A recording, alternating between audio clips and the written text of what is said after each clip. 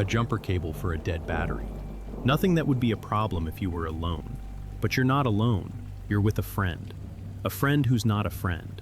A friend who's a stranger. A stranger who's offering to help you back into a tight spot. A stranger who's asking to borrow a flashlight. A man who just needs a jumper cable for a dead battery. Nothing dramatic, nothing threatening, just normal. And that's what makes it hard to see. Because trust doesn't arrive loudly.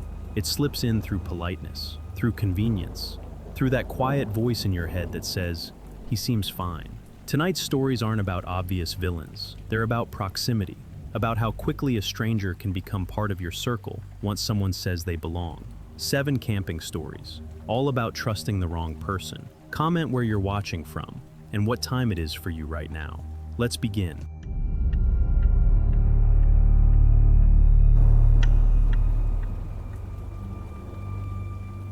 The second night at the campground was quieter than the first. The families with kids had already packed up. The couple across from me left sometime after dinner. By 10, most of the loop was dark, except for a few low lanterns glowing inside tents. I remember checking the time because I couldn't sleep. 10:47 p.m. That was when I heard the knock. It wasn't aggressive. It wasn't urgent. Just 3 light taps against the side of my tent. I froze for a second, waiting for my brain to label it as wind. It didn't. Then a man's voice came through the fabric. "Sorry to bother you. Do you happen to have a flashlight I could borrow?" His tone was steady, almost embarrassed. Not drunk, not panicked, just polite. I unzipped the tent halfway and looked out. He was standing a few feet back from the entrance, not crowding it. Tall, mid-30s maybe, baseball cap, hoodie, hands visible. That part stood out to me later. His hands were visible. Behind him, the campground road was dimly lit by low, amber markers along the gravel. The trees were black outlines against the sky. No other movement. "I left mine in the car," he said, nodding toward the darker end of the loop. "Battery died on my phone and I need to grab something from the woods. I'll bring it right back." There was nothing dramatic about the request. It made sense. Campgrounds are dark. Phones die. I hesitated for maybe 3 seconds, long enough to feel slightly ridiculous for hesitating. Then I reached behind me and grabbed my flashlight. It was a decent one, heavy, bright beam. I handed it to him. "Thanks," he said. "Won't take long." He didn't step closer when I passed it. He didn't lean in to look inside the tent. He just took it and nodded once. As he turned to leave, the beam flicked on, sweeping briefly across my campsite, across my cooler, my folding chair, my car. He paused. "You staying all weekend?" he asked casually. "Yeah," I said. "Probably." He nodded again. "Site 27, right?" I blinked. "Yeah." I didn't remember telling him that. Maybe he saw the number post at the front of the site. Maybe he'd walked past earlier. It wasn't strange enough to question. He walked off toward the trees, the beam of my flashlight cutting a thin white line between trunks before disappearing completely. I zipped the tent shut and lay back down. For a few minutes, I listened. Nothing. No crashing through brush, no calling out, just the distant hum of insects. After about half an hour, I started to think he'd forgotten. I was debating whether to step out and look when the beam of light reappeared between the trees. He approached slowly this time, not shining the light directly at my tent. He stopped where he had before. "Appreciated," he said, handing the flashlight back. I reached out and took it. It felt damp, not soaked, just damp, like it had been resting on the ground. "Find what you needed?" I asked. "Yeah," he said. "Just dropped something earlier." He smiled faintly. "Thanks again. Most people don't answer after dark." That line stayed with me. Most people don't answer after dark. I didn't respond to that, just nodded. He turned and walked away. No beam this time. The flashlight was off. He didn't use one of his own either. When I pulled the flashlight inside and turned it on, the beam flickered once before stabilizing. There was dirt along the ridges of the grip, a thin smear of mud near the lens. I wiped it off with my sleeve. It had probably fallen. Sometime after midnight, I woke again, not to a knock, to footsteps, slow, measured, on gravel. They moved along the road first, then shifted direction, closer. I held my breath. The steps didn't rush, they didn't sneak, they just circled, once, twice. I could hear them crunching near the front of my car, then along the side of the site, then behind the tent. Not trying to get in, just mapping it. I reached for my key fob and pressed the lock button. No sound. I pressed it again. Still nothing. The footsteps stopped, right outside the tent. I could hear breathing, not heavy, just present. After a few seconds, they moved away again, down the road, fading. The next morning, everything looked normal. There were footprints in the dirt near the tent entrance. One set, standing, facing the tent. He hadn't needed light to leave. He'd only needed it to approach. And now he knew exactly who would open the door. I told myself it was coincidence. Campgrounds are public places. People walk around at night. Gravel carries sound farther than you expect. That was the explanation I chose. The rest of that day felt normal enough. I made coffee on the small propane stove, watched a father teach his son how to tie a knot near the restroom building, listened to someone playing country music softly from inside an RV 2 sites down. If the man from the night before was still around, I didn't see him. I didn't go looking either. Around dusk, I found myself paying attention to things I normally wouldn't. Which sites had lanterns on? Which cars were still there? Who looked like they were packing up early? It wasn't paranoia exactly. It was awareness. That's what I told myself. By the time it was fully dark, the loop was quieter than the night before. Fewer voices, fewer footsteps. I locked my car this time using the fob, just to be sure. The confirmation beep echoed sharper than I expected. 10:59 p.m. I checked the time without meaning to. I lay down inside the tent and left the flashlight within reach. At 11:03, I heard footsteps again, not from far away, from the direction of the road, slow, unhurried. They didn't stop at the restroom. They didn't continue past my sight. They slowed. The gravel shifted directly in front of my car. I stayed still. The footsteps moved closer, angling off the road and onto the dirt of my campsite. There was no knock this time, no polite voice, just the sound of someone adjusting their weight, as if standing and looking. I imagined the layout from outside, the tent slightly angled toward the fire ring, the cooler beside the table, the car parked nose in toward the road, everything visible if you knew where to stand. The steps moved along the edge of the tent, not brushing it, not touching it, just close enough to trace its outline. Then they stopped at the entrance. Silence. I could feel my pulse in my throat. I didn't reach for the zipper. I didn't speak. A full 10 seconds passed. Then the footsteps shifted again, moving toward the back of the site, toward the tree line. I counted them this time. 1, 2, 3, 4. They didn't fade naturally into distance. They stopped abruptly, as if whoever it was had stepped off gravel and onto something softer. I waited. 5 minutes. 10. No knock. No request. Eventually, I forced myself to unzip the tent an inch and look out. The road was empty. Most of the loop was dark. But there was one thing that hadn't been there earlier. Across from my site, maybe 30 yards away, a figure stood near the information board. Not moving, not using a flashlight, just standing there, facing my direction. Too far to make out details, too still to be casual. I blinked, and the shape shifted slightly, stepping backward into shadow. Gone. I stayed inside the tent the rest of the night. The next morning, I walked the loop slowly, pretending to stretch my legs. I stopped at the information board. The map listed every site number clearly, including mine.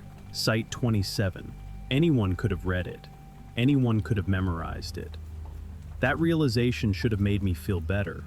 It didn't, because I began to understand something I hadn't considered before. He hadn't needed to know where I was staying. He needed to know whether I would answer, and now he did. By the third night, I told myself I was being irrational. Nothing had been stolen. Nothing had been damaged. No one had tried to force their way inside. If anything, it felt almost polite. That was what bothered me. I moved a few things around before dark, shifted the cooler closer to the tent, parked the car at a slightly different angle, turned the picnic table so it blocked part of the entrance view. Small adjustments. If someone was mapping the site, I wanted the map to change. I didn't see the man during the day, but I started noticing something else. Every time someone walked past my site, they glanced in. Not long, not obvious, just a quick look. I couldn't tell if I was imagining it. Around sunset, a different camper stopped near the edge of my site, middle-aged, wearing a fishing vest, holding a folding chair. "Hey," he said casually, "you the one in 27? The question hit harder than it should have. "Yeah," I said. He nodded. "Someone was looking for you earlier. Said you helped him out the other night." My throat tightened. "Looking for me?" "Yeah, tall guy, hoodie. Said you were friendly." Friendly. The word stayed there. Did he say what he wanted? The man shrugged. "Nope, just asked if you were still around." He smiled faintly and walked back to his site. It wasn't threatening, it was information. That night I didn't wait for the knock. At 10:55 I turned off every light and lay still inside the tent. 11:02, right on time. Footsteps. This time they didn't circle immediately. They stopped at the road, then one slow step onto the dirt, then another, deliberate, as if testing whether I would respond without being asked. I didn't move. The footsteps continued around the tent, slower than before. A faint scrape against the edge of the cooler, a shift of weight near the car door, then a soft tap on the tent fabric. Not a knock, just enough pressure to confirm it was there. I kept my breathing steady. Another tap, then silence. 10 seconds, 20, then the voice, lower than before. "You don't have to pretend you're asleep." No anger, no frustration, just certainty. I felt the air inside the tent change, as if the space had shrunk. He wasn't guessing anymore. He knew. After a long pause, the footsteps moved away, not toward the restroom, not toward another site, toward the darker end of the loop. The next morning, I went straight to the campground host, an older woman in a small trailer near the entrance. "Has anyone reported someone walking around campsites at night?" I asked. She frowned slightly. "Not that I've heard." I described the man. Hoodie, tall, borrowed a flashlight. She checked a clipboard. "No one by that description registered here," she said. "We had a couple late arrivals, but not that. Could he have come in without checking in?" She hesitated. "The gates open until midnight," she said. "After that, it's supposed to be closed." Was it closed? She didn't answer right away. It should have been. That was all she said. I walked back to my site slower than usual. It wasn't the idea that he wasn't registered that unsettled me. It was something else. He hadn't needed to break in. He hadn't needed to hide. All he had needed was to find out which tent would answer the first knock. And now, even without knocking, he knew exactly where to stand. I didn't sleep much after speaking to the campground host. The phrase stayed with me. "He's not registered here." It wasn't that rules had been broken. It was that no one seemed concerned. The next afternoon, I walked the loop again, slower this time. I paid attention to faces, to who made eye contact, to who didn't. Most campers were busy with ordinary things. Cooking, reading, untangling fishing line. No one looked like they were waiting for anything. But I started noticing something else. Whenever I stepped out of my sight, I felt visible. Not watched in the dramatic sense, just easy to track. My site was near the center of the loop, clear line of sight from the road, close enough to the restroom path that people naturally pass by. If someone wanted to learn my routine, they wouldn't have to work very hard. That evening, just before dark, I saw him again. Not close, across the loop near the water spigot. Same hoodie, same cap. He wasn't looking at me directly. He was talking to another camper, laughing, normal. The kind of interaction that dissolves suspicion. For a moment, I wondered if I'd exaggerated everything in my head. He caught my eye briefly and smiled. Not wide, not threatening, just acknowledging that we both knew something had already happened between us. I didn't approach him. I didn't confront him. I went back to my site and stayed there. That night, I didn't wait for 11 o'clock. At 10:30, I zipped the tent shut and turned off my phone. I wanted to remove variables. If he came, I wanted to hear it clearly. 10:58. Footsteps. Right on time. This time, they didn't circle. They walked straight from the road to the entrance of my site. Direct. Confident. I felt the tent fabric press inward slightly as someone leaned close. Not pushing, just close enough to feel body heat through nylon. "You don't have to keep pretending," he said softly. "You answered once." No anger, no impatience, just a statement of fact. A pause. Then, "I just needed to know." The words settled heavier than any threat could have, because they weren't about the flashlight. They weren't about the campsite. They were about certainty. He hadn't been testing whether I had light. He'd been testing whether I would respond. The tent fabric shifted as he stepped back. No knock this time. No request. Just footsteps retreating toward the road. I waited several minutes before daring to unzip the flap an inch. The road was empty. The loop was quiet. Across the way, a few lanterns glowed steadily inside other tents. No one else seemed disturbed. I stepped outside briefly and looked at the dirt near the entrance. Fresh footprints, closer than before. Not standing back, not observing from a distance, right where someone would stand if they expected the zipper to open. The next morning, I made a decision. I packed slowly, not rushed, not panicked, just methodical. As I loaded the last bag into my car, I felt it again. That sense of being measurable, predictable. I locked the trunk and turned around. He was standing near the information board again, watching, not approaching, not hiding, just there. I held his gaze this time. He tilted his head slightly, almost curious, as if wondering whether I would speak. I didn't. I got into my car and started the engine. As I pulled away from Site 27, I checked the rearview mirror. He didn't follow. He didn't move at all. He just stood there. And for the first time, I understood what had really unsettled me. He never needed to chase anyone. He only needed to find the people who would open the door on their own. And once he found one, he didn't have to knock again. I didn't wait for night again. I left that afternoon. Not in a rush.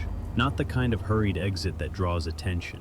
I folded the tent carefully, wiped down the table, checked the ground twice for anything I might have dropped.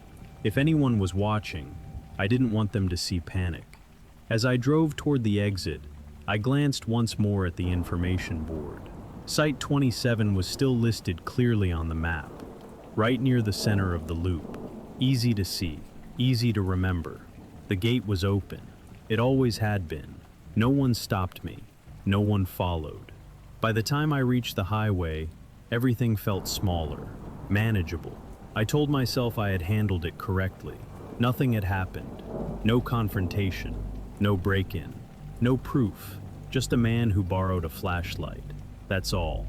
A week later, I camped again. Different park, different state. I picked a site closer to the entrance this time. More visible. More traffic. Safer, I thought. The first night was quiet. The second night, around 11 o'clock, I heard footsteps outside my tent. My chest tightened instantly. I stayed still. The steps paused near the entrance. Then a voice spoke. Not the same voice. Different tone. Different age. "Hey, sorry to bother you. Do you happen to have a flashlight I could borrow?" My stomach dropped. The wording was almost identical. I didn't unzip the tent. I didn't respond. The silence stretched. After a few seconds, the footsteps moved on to the next site. A zipper sound. A brief exchange of voices. A beam of light cutting through trees. Someone else answered. I lay there listening to the pattern repeat itself. A knock. A request. A pause. Then footsteps moving on.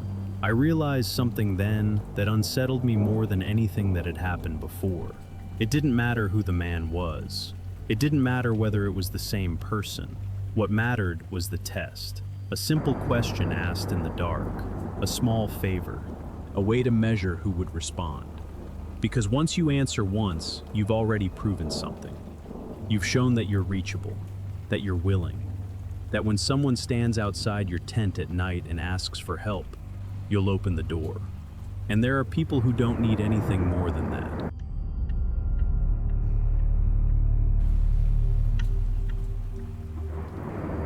It was around 9:30 when they walked past our site. The fire had settled into that steady, quiet burn. Not loud, not dramatic. Just enough light to push back the dark a few feet in every direction. My friend Mark was poking at the logs with a stick. I was leaning back in one of those folding camp chairs, half watching the sparks drift upward into the trees. Most of the loop had gone quiet by then. A few RV windows glowed blue from televisions. Someone down the road was laughing softly, but our end of the campground felt slower, thinner.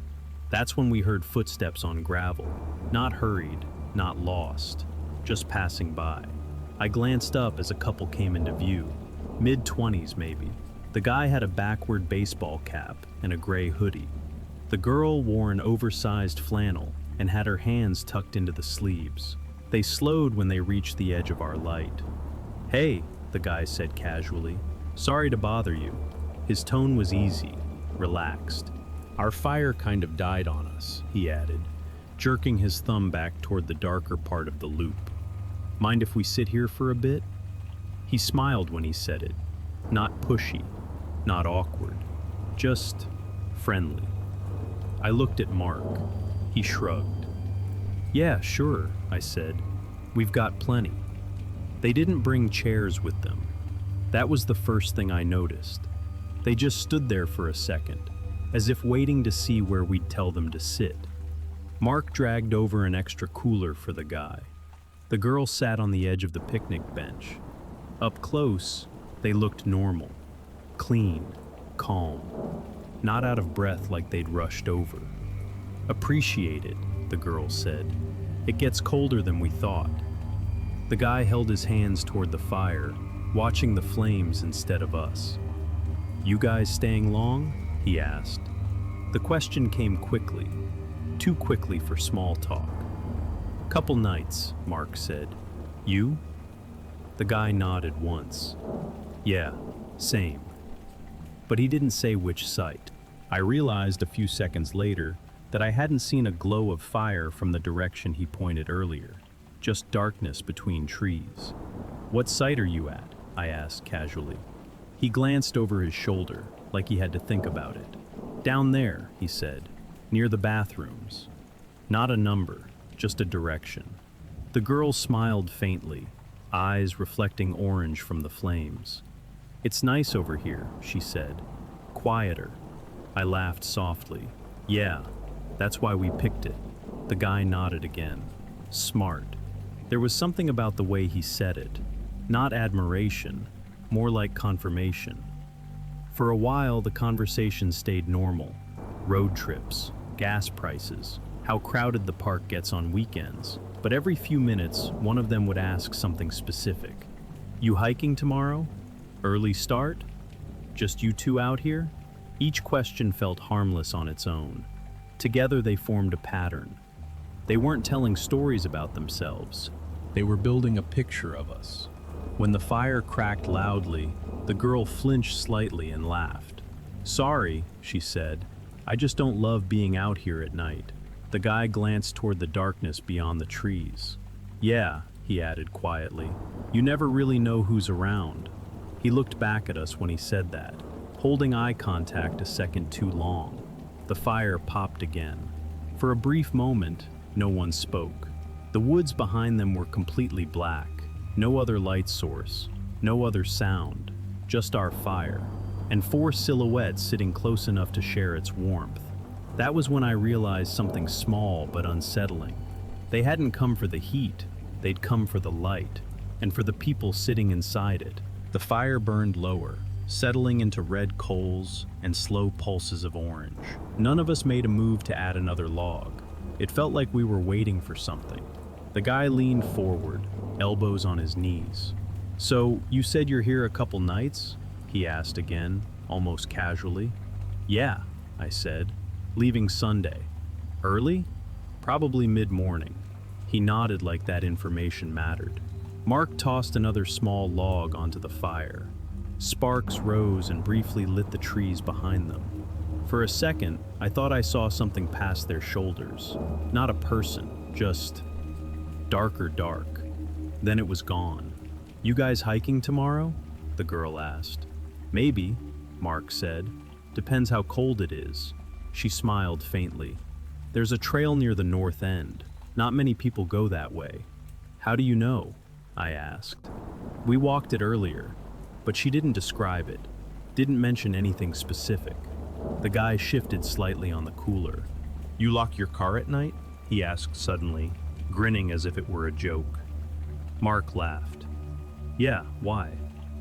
"Just wondering," he said. "Some people don't." He looked at our car when he said it. Not long, just long enough.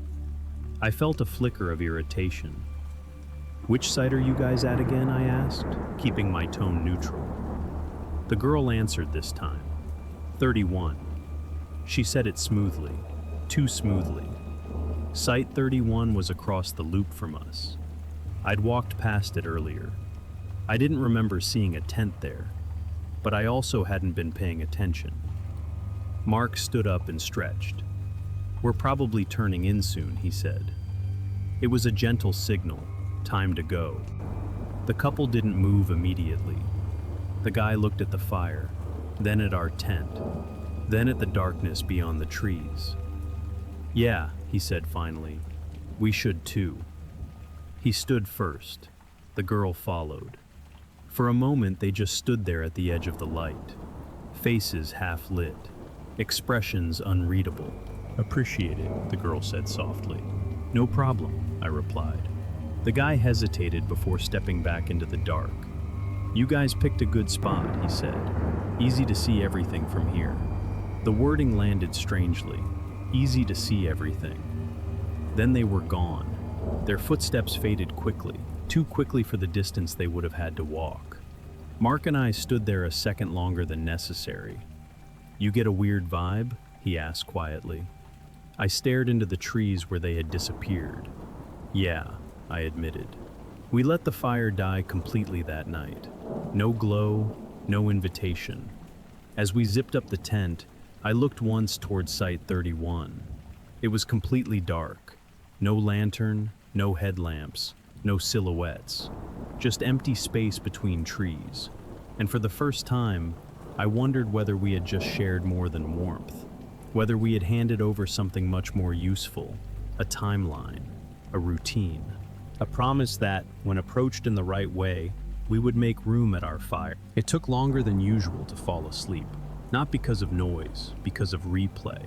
The questions, the timing, the way they never really talked about themselves. Around 11:20, I heard something outside. Not footsteps on gravel, something softer, like weight shifting on dirt. I opened my eyes and listened. Mark was already awake. "You hear that?" he whispered. "Yeah." The sound came again. Two separate movements. Not circling, not wandering. Positioned. One near the front of the site, one closer to the back tree line. My chest tightened. "Probably just someone cutting through," Mark muttered. But no one cut through campsites at that hour unless they knew the layout. There was a faint scrape near the cooler. Then silence. Complete. I slowly unzipped the tent about an inch, just enough to see shadows. The fire pit was dark now. No glow, no invitation.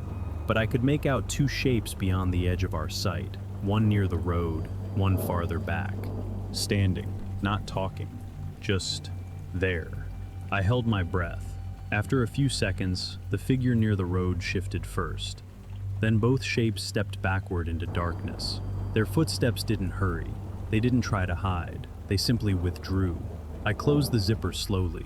Neither of us spoke for a while. About 10 minutes later, we heard footsteps again. But this time they weren't near us. They were at the next site over, a different group. You could hear a quiet exchange of voices, a short laugh. Then one sentence carried clearly through the trees. "Mind if we warm up by your fire for a bit?" The phrasing was almost identical. Mark and I looked at each other in the dark. The pattern wasn't random. It was sequential. They weren't wandering. They were trying doors. The next morning, we walked over to Site 31. Empty. No tent stakes in the ground. No ash in the fire ring. No flattened grass. Nothing. It hadn't been packed up. It had never been used. Mark stood there for a second. "Maybe they were just walking through," he said weakly. But I could see the shift in his expression. He knew. They hadn't come for warmth. They hadn't come for company. They had come to measure something. Who was alone? Who was friendly? Who would answer? And once they knew, they didn't need to rush. They just needed to return when it was darker. We didn't leave that morning. That's what I regret most. We stayed. Not because we felt safe, because we felt unsure. And uncertainty is easy to rationalize. "It could have been anyone," Mark said while making coffee. "Yeah," I replied, but we both avoided saying their names. By late afternoon, the campground felt normal again. Kids riding bikes, a dog barking near the restroom, someone playing music from an RV. Daylight has a way of shrinking suspicion. We even lit the fire again that evening, smaller this time, closer to the ground, less visible from the road. We didn't sit as close to it either. We stayed just inside the light, not at the edge. Around 9:40, footsteps approached from the opposite direction than before. Slower, deliberate. We didn't look up immediately. We waited. The footsteps didn't stop at our sight. They continued, past us, to the next group down the loop. A family of 4 with 2 small kids. We could hear the exchange clearly. "Hey, sorry to bother you." Same tone, same softness. "Our fire died on us. Mind if we sit here a bit?"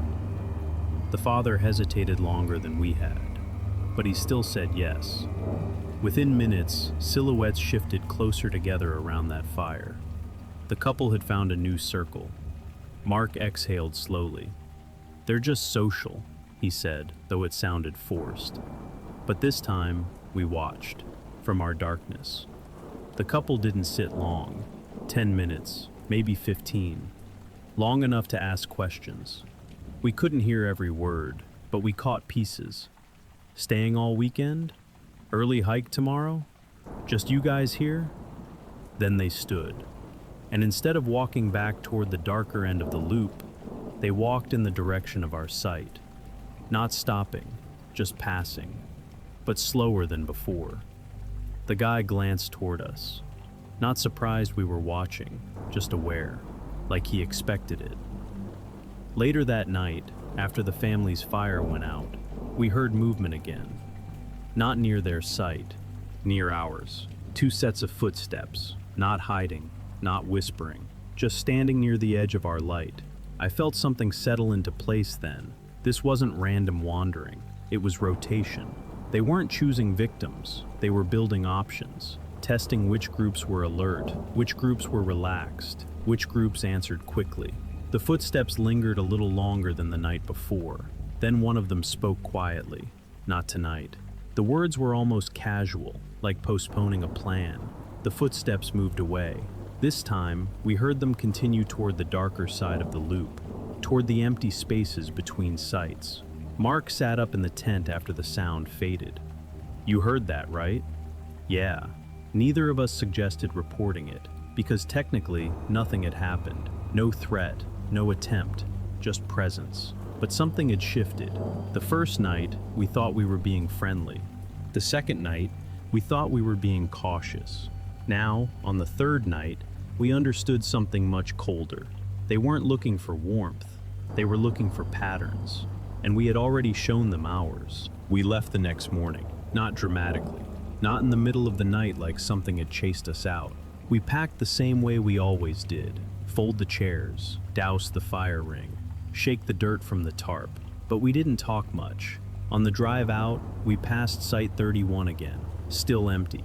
No tire tracks, no stake holes, no ash. If they had camped there, they had erased it perfectly.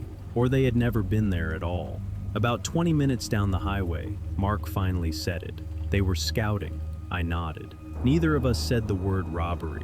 Neither of us said assault, because the truth was colder than either of those. They weren't looking for something specific. They were looking for access. Weeks later, I thought about it again when a coworker told me a story. He'd been camping with his wife and said a couple asked to sit by their fire one night. Super friendly, he said. We ended up talking for an hour. I didn't interrupt him. I just asked one question. Did they ask what time you were leaving? He paused. Yeah, he said slowly. Why? I shrugged. No reason. That night, I realized something unsettling. It doesn't take force to enter someone's space. It doesn't take threats. Sometimes it just takes a request that feels too small to refuse. A place by the fire, a few harmless questions, a little shared warmth. And in return, you give them everything they need. Your schedule, your numbers, your awareness level, your willingness to respond. We thought we were just being friendly. We thought we were offering a temporary seat inside our circle of light. What we didn't realize was that light works both ways. When you invite someone into it, you don't just see them more clearly, they see you too. And some people aren't looking for warmth at all. They're looking for the ones who won't hesitate to make room.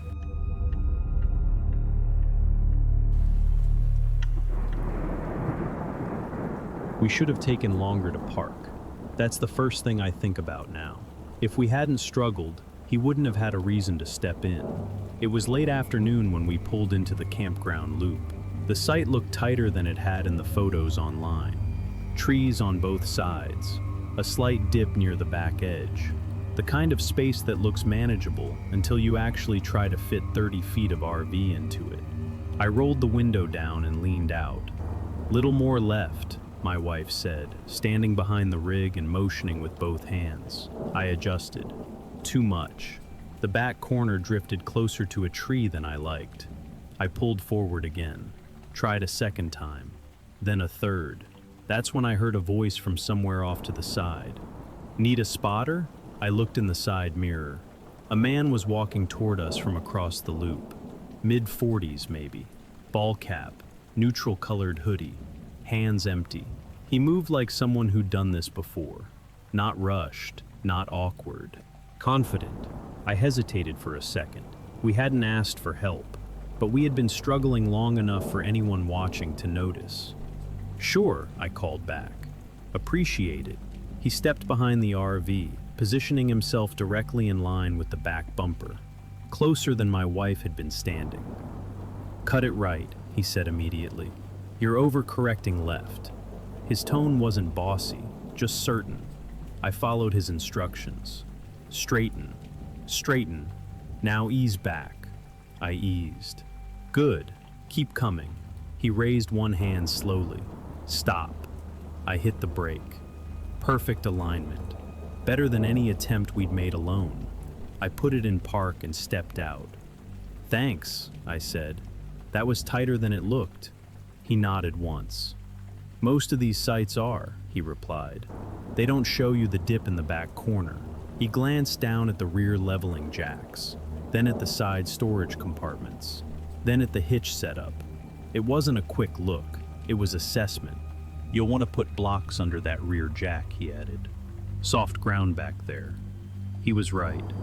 I hadn't noticed the slope until he pointed it out. Appreciate it, I said again. He stepped slightly to the side, giving us room, but he didn't leave. Just make sure you lock your side compartment tonight, he said casually. This model's latch sticks sometimes. I blinked. You've got one of these, I asked.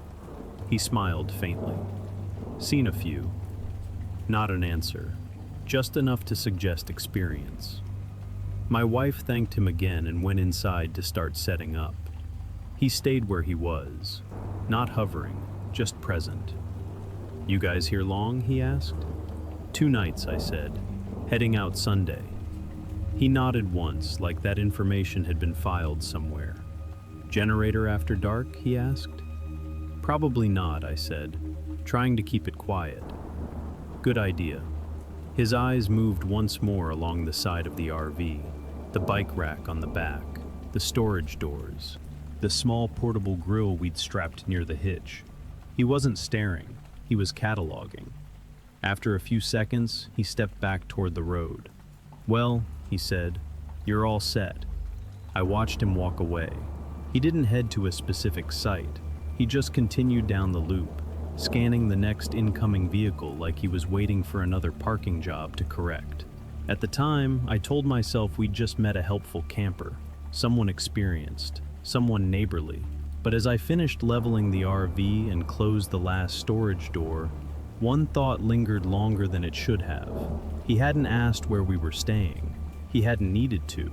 He'd been standing close enough to read the site marker himself, and he'd seen every latch we had. We saw him again before sunset, not because he came back to us, because he was helping someone else.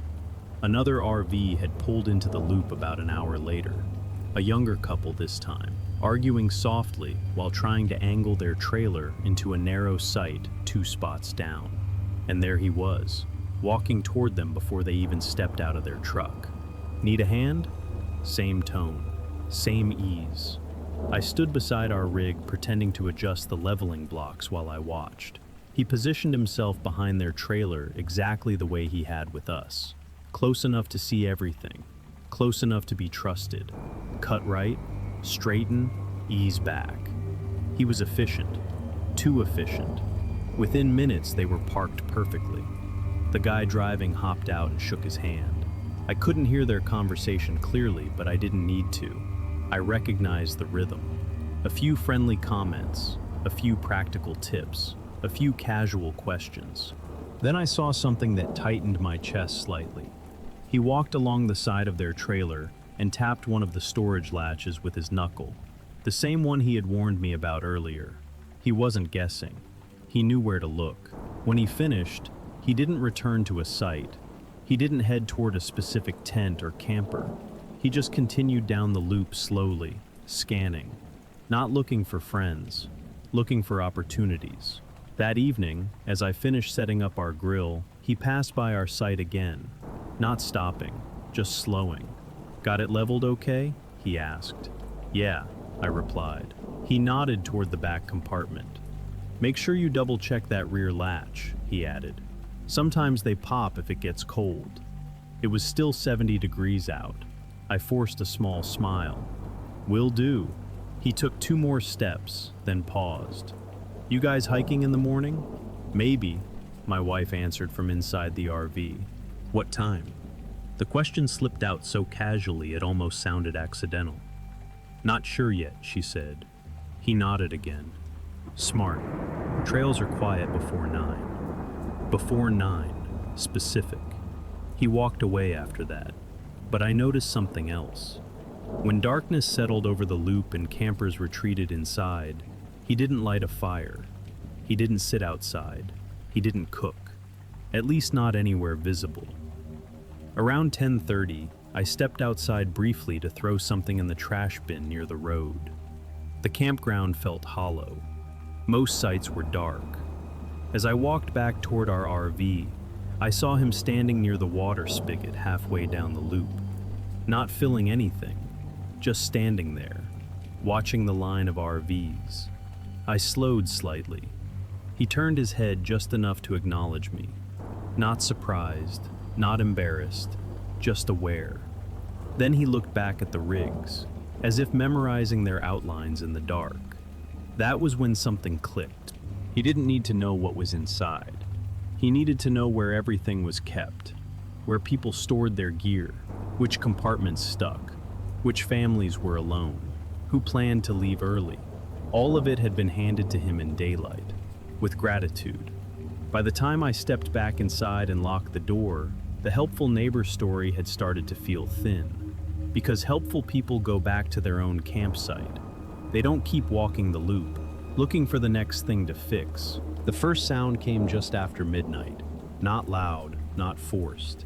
A small metallic click, the kind you'd ignore in a house, the kind that stands out immediately inside an RV.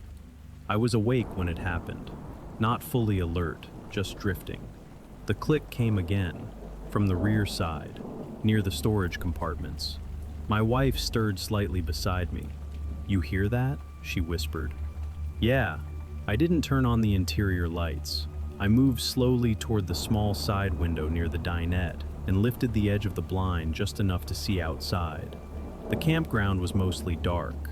A few distant RV windows glowed faint blue. Our sight light was off, but I could see the outline of our rig in the spill of ambient light from the road markers. And near the rear compartment, a shadow, close to the latch, still. I held my breath. The shadow shifted slightly. Then came another quiet sound. Not prying, not forcing, testing. The exact compartment he had pointed out earlier. The latch he had warned me about. He wasn't guessing, he was verifying. I reached for the exterior floodlight switch but hesitated for half a second. I wanted to see what he would do if he thought no one was watching. The shadow leaned closer, a soft rattle, then a whisper of metal brushing metal. That was enough. I flipped the switch. The side of the RV lit up instantly in bright white light. The figure froze. For one full second, he didn't move. Then he stepped back into clearer view. It was him. Same hoodie, same cap, hands visible, empty. He raised one hand slightly, almost in greeting.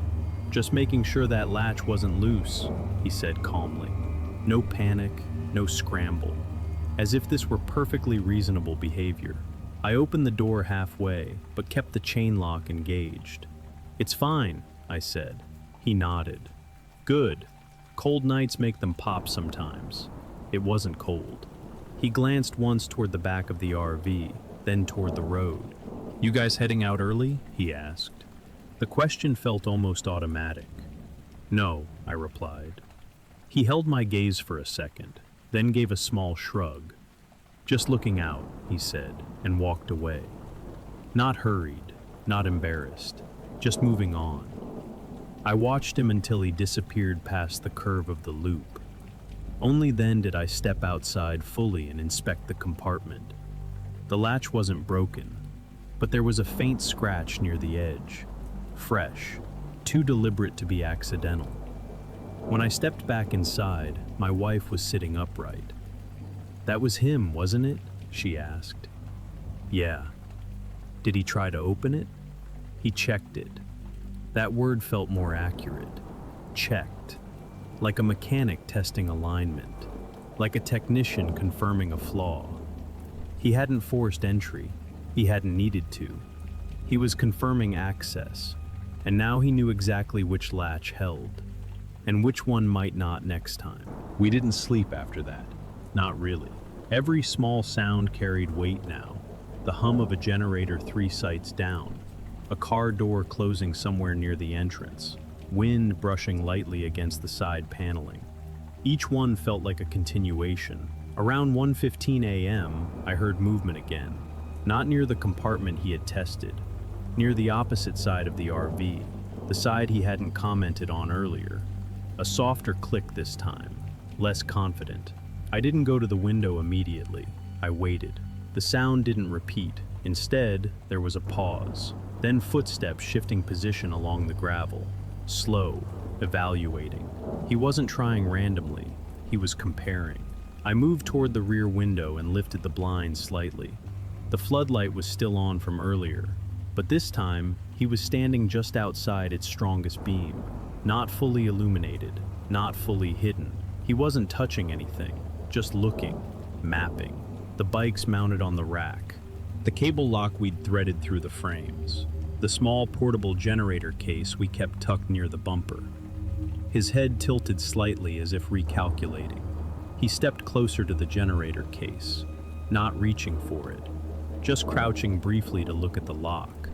Then he stood again, and did something I hadn't expected. He tapped lightly on the metal siding of the RV. Once. A soft, almost polite knock, testing reaction. I didn't move. Didn't turn off the light, didn't speak. After a few seconds, he straightened. "You fixed it," he said quietly. Not to anyone in particular, just to the air. Then he walked back toward the road. unhurried, like a technician finishing a job inspection. In the morning, I checked every latch, every cable, every hinge. Nothing was missing, nothing was forced. But the storage compartment he had tested first now showed a slight bend in the latch plate. Not enough to break, just enough to weaken. It hadn't failed yet, but it would, given enough cold nights, given enough pressure. That's when the realization settled fully. He wasn't breaking into RVs. He was preparing them, finding the weak points in daylight, confirming them in darkness, and waiting for the night when the failure wouldn't require effort at all. We left a day early, not because something had been taken, because something had changed. The RV didn't feel like shelter anymore. It felt studied. That morning, I walked the loop one last time before packing up. He was there again, not near us, near a brand new camper that had just pulled in. Different couple, different vehicle, same script. Need a spotter? I didn't wait to see the rest. Back at our site, I tightened every latch and reinforced the slightly bent plate with a temporary bracket from my toolkit. It would hold, for now. As I worked, I thought about how precise the process had been. Daylight, identify weaknesses. Evening, confirm routines. Midnight, test quietly. Repeat. No rushing, no force, just patience. Before we pulled out, he walked past once more. Slower this time. He stopped a few feet from the rear of the RV. Heading out already? He asked. Yeah, I replied. He nodded once. Smart. That word again. Smart. Not disappointed. Not surprised, just evaluating. You fixed the latch, he added casually. I didn't respond. He glanced at the reinforced bracket briefly, then back at me. Cold weather's hard on those, he said. It was 72 degrees. He stepped aside as I climbed into the driver's seat. No confrontation, no escalation, just awareness. As we drove past the entrance gate, I checked the side mirror. He wasn't watching us leave. He was already walking toward another RV that had just started reversing into a tight site, offering help.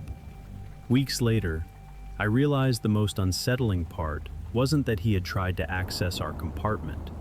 It was that he hadn't needed to try hard.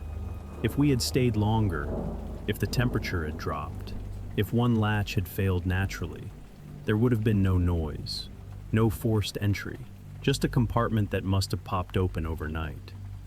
And no reason to suspect the helpful neighbor who had warned us about it days earlier. He didn't break in, he prepared. He didn't threaten, he assisted. And that's what made it worse. Because the next time someone offers to help you back your RV into a tight space, you won't just see a neighbor. You'll see someone standing close enough to read every weak point you didn't know you had.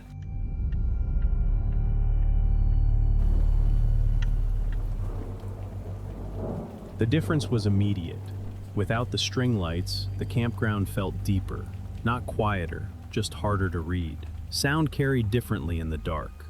The hum of a generator somewhere down the loop, a zipper closing, a chair scraping lightly against gravel. Each noise felt detached from a source. We stayed outside for a few more minutes, letting our eyes adjust. From inside the RV, faint light spilled through the blinds. But from the road, we were invisible. Just another black shape among many. Feels darker than it was last night, my wife said quietly. It is, I replied. Not because the campground had changed, because we had. Around 10:30, I stepped toward the edge of the site again. The bright site near the curve was still lit. No ranger vehicle, no one knocking, no warning. Their awning lights cast a wide arc across the gravel. Clear, definite, easy to see movement around. I watched for a minute. Nothing happened to them. No ticket, no confrontation. A thought pressed in slowly. Maybe they hadn't been told. Maybe we had just been helpful. At 10:52, footsteps moved down the road. Slow, measured. I couldn't see who it was at first, just a shifting outline moving between darker outlines. The footsteps slowed near our sight, paused. Not close enough to touch anything, just close enough to assess. If our lights had been on, the person would have been fully visible. Instead, I saw only a shape cutting across faint road markers. They didn't speak. They didn't knock. They stood there long enough to confirm something, then continued walking, toward the darker half of the loop, toward the sites that had complied. I stepped back into the RV and locked the door, not because something had happened, because something had shifted. We had removed our visibility, and in doing so, we had removed our deterrence. A few minutes later, we heard the same footsteps again, this time farther down. Then a faint metallic sound, not loud enough to alarm the whole loop, just distinct enough to be intentional. My wife looked at me. "That wasn't near us," she said. "No," I replied, "it wasn't. But it was near one of the sites that had gone dark early." We waited. No yelling, no car alarms, no floodlights snapping on. Just silence swallowing the noise. I moved toward the side window again and lifted the blinds slightly. Across the loop, the bright site near the curve was still lit, still visible, still undisturbed. The darkness wasn't random, it had edges, and those edges were shaped by the sites that had turned their lights off, including ours. I lowered the blinds slowly. He hadn't forced us to comply. He hadn't threatened us. He had just introduced a rule that sounded reasonable, and we had enforced it on ourselves. By 11:15, the entire center of the loop was dark, except for that one bright site near the curve. And for the first time that night, I wondered whether the rule hadn't been about quiet hours at all. Maybe it had been about contrast, because it's easier to see which doors open when the rest of the campground disappeared. By 10 p.m., our campsite was the only one still lit. That's what I remember most clearly. The string lights were draped along the edge of our awning, soft yellow glow, not bright, not obnoxious, just enough to make the folding chairs and cooler visible without using the harsher floodlight on the side of the RV. My wife was rinsing dishes in a small plastic tub. The kids were already inside, watching something quietly on a tablet. It felt calm, normal. At 9:47, footsteps approached from the gravel road. Not rushed, not hesitant, deliberate. A man stepped into the edge of our light. Mid-40s, ball cap, neutral jacket, hands empty. He didn't look like staff. No uniform, no badge, no radio clipped to his belt. "Evening," he said casually. "Hey," I replied. He gestured toward the string lights. "Just a heads up, they started enforcing a strict curfew on exterior lights after 10. The way he said it made it sound old, established, not a new rule, not optional." "Really?" I asked. "We didn't see that posted." He nodded once. "They don't post it. Too many complaints from folks who want the place dark at night. Rangers just ticket quietly." Ticket quietly. The phrase landed heavier than I expected. He wasn't threatening, he wasn't stern, just informative. "You'll probably want to shut those off before 10, he added. "They've been making rounds." He glanced briefly down the loop as he said it, like someone checking for headlights. I looked past him. Several sites were already dark. A few RV windows glowed faint blue from inside televisions, but no one had exterior lighting on. "You seen them tonight?" I asked. He shrugged lightly. "Earlier, near the entrance." My wife stepped closer to the edge of the awning. "We definitely don't want a ticket," she said. He smiled faintly. "Yeah, it's not cheap." He stayed where he was for a few seconds longer than necessary, watching. Not the way someone admires lights, the way someone waits to see if instructions are followed. "Appreciate it," I said finally. "No problem," he replied. Then he stepped backward out of the glow and continued down the loop. Not toward a specific site, just walking, as if checking others. I looked at the time on my phone. 9:54 p.m. 6 minutes. "Should we just turn them off?" my wife asked. I hesitated. I didn't remember reading anything about light curfews at check-in, but I also didn't remember reading every rule carefully. Campgrounds always have pages of them. Quiet hours, generator restrictions, fire regulations. Light curfew didn't seem impossible. At 9:58, I unplugged the string lights. The warm glow disappeared instantly. The site felt smaller, colder, more exposed. I flipped off the small lantern on the table next. Within seconds, our entire campsite blended into the dark like everyone else's. From the road, we were just another silhouette. I stepped to the edge of the site and looked down the loop. It was almost completely black now. No obvious ranger vehicle, no headlights, no footsteps making rounds, just darkness between rigs. At 10:03, I noticed something that unsettled me more than the warning itself. Farther down the loop, near the curve where the trees thickened, one site was still fully lit. Bright exterior lights, awning glowing white. No one approaching them, no one warning them. I stared at it for a long moment, then I turned back toward our now dark RV. For the first time that evening, I realized something simple.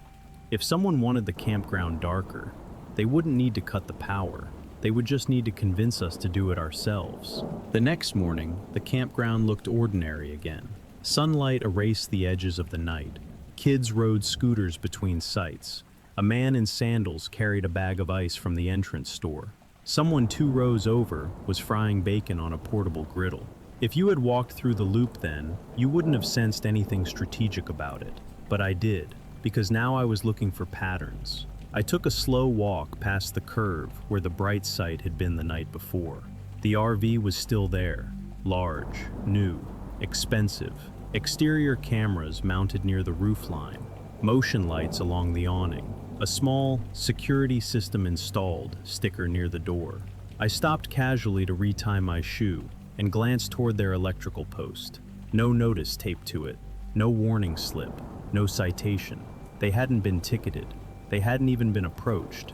As I continued down the loop, I started replaying the previous night in my head. Which sites had gone dark early? Which ones had complied immediately? Which ones had been warned? Because now I was certain of one thing. Not everyone had been told. Back at our RV, I asked the couple in the next site over if anyone had mentioned a light curfew to them. They looked confused. "No," the woman said. "We keep ours off anyway, saves the battery." "So no one came by last night?" She shook her head. "Nope." I didn't tell her someone had come to us. I just nodded and stepped back toward our site. Around noon, I saw him again, near the water spigot, talking to another camper, laughing, relaxed. He wasn't dressed like a ranger. He wasn't carrying a clipboard. He wasn't driving an official vehicle. He was just there, floating between sites, offering information. He caught my eye briefly, held it, not challenging, just aware that I was thinking about him now.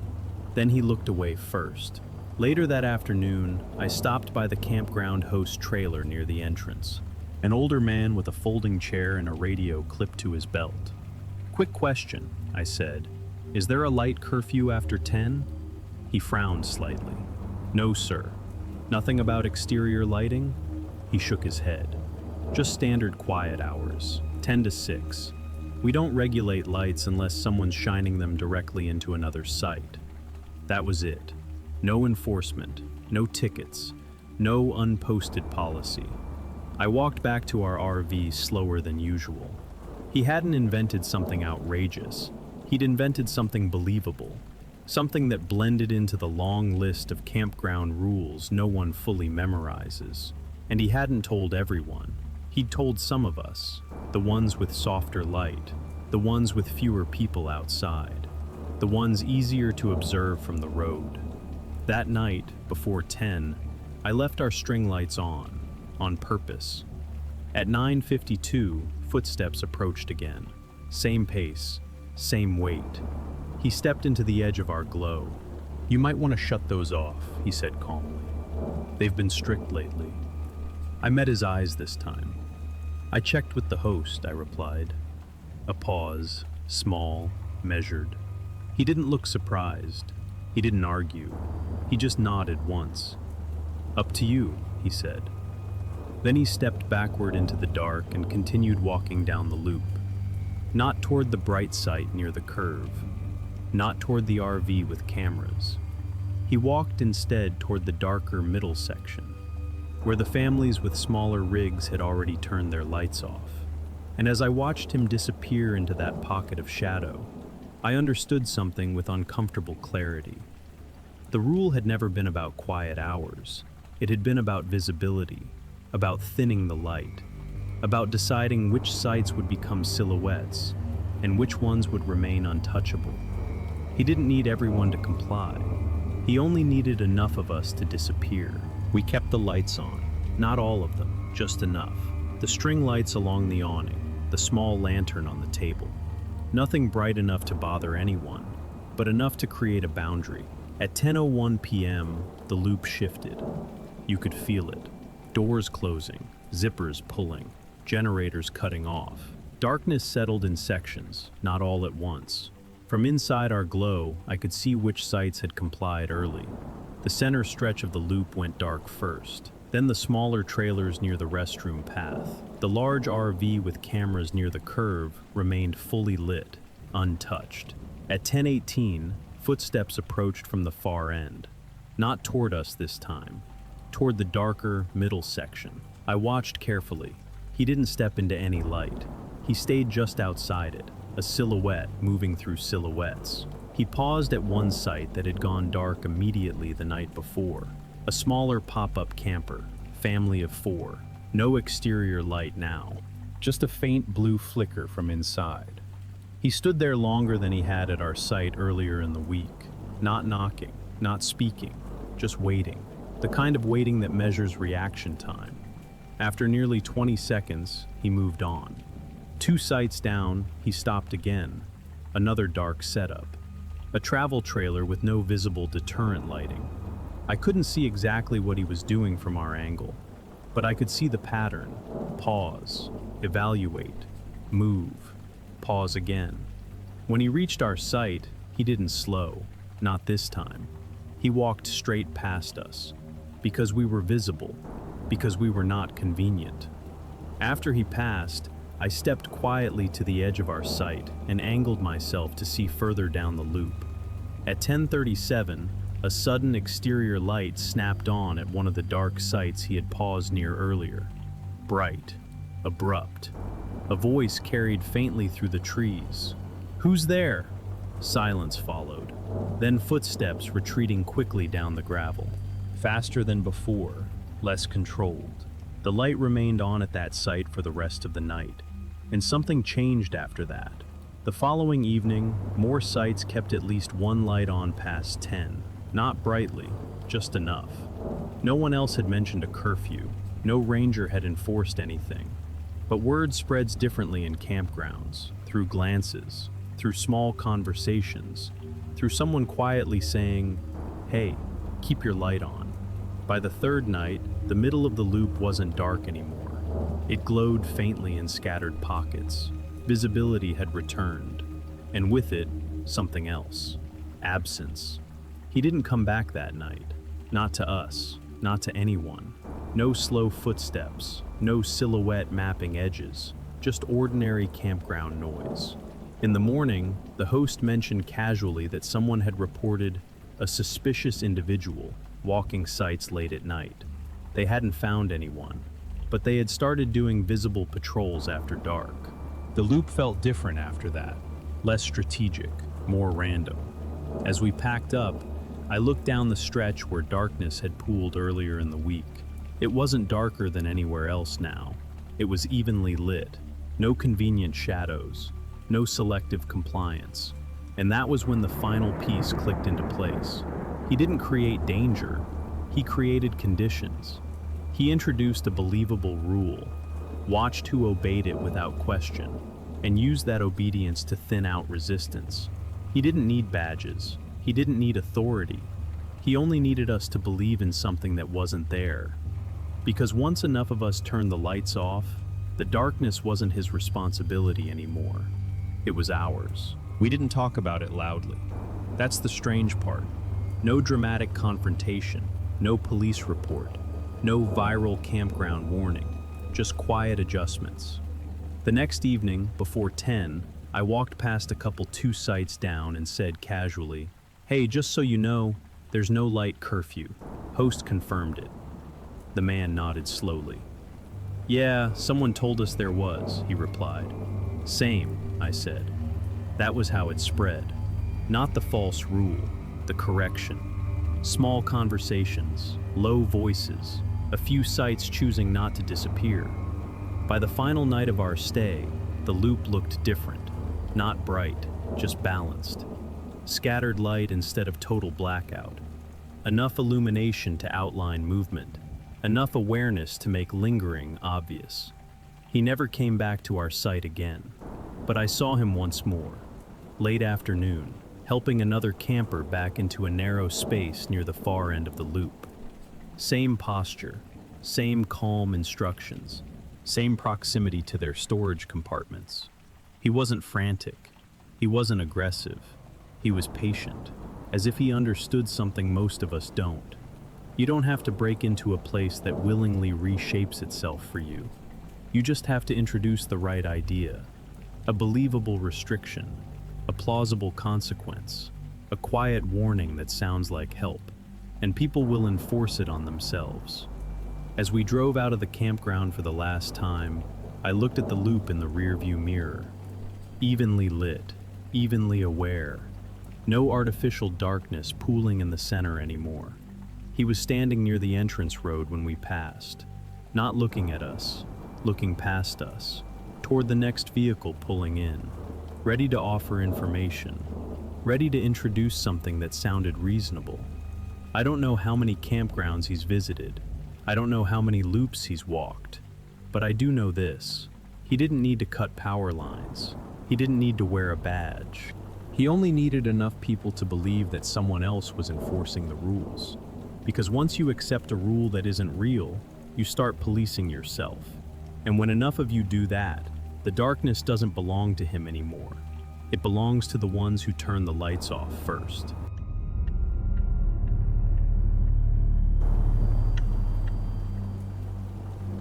We never moved sites. That's the first thing I want to make clear. We checked in Friday afternoon. Site 22, gravel pad. Picnic table slightly tilted. Power hookup on the driver's side. We stayed there the entire weekend. But on Saturday around 4 p.m., a man walking past our setup slowed down and said something that made me question that memory for a split second. "You guys switched from 18, right?" He didn't say it like a question. He said it like he was confirming something he already knew. I looked up from tightening the awning strap. "Sorry? You were over at 18 last night," he said casually. Blue cooler by the table, lantern hanging off the corner. My hand stopped on the ratchet.